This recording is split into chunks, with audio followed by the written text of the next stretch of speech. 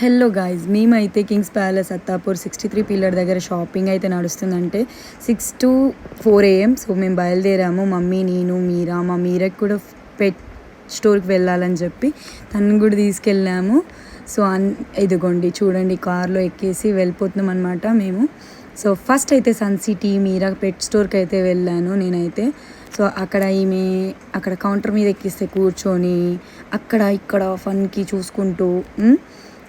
చూస్తుంది. మార్నింగ్ అయితే వామిటింగ్స్ చేసుకుంది. ఇంకా తనకి టానిక్స్ అయితే అయిపోయాయి, తీసుకుందామని వచ్చాము. చూడొచ్చు.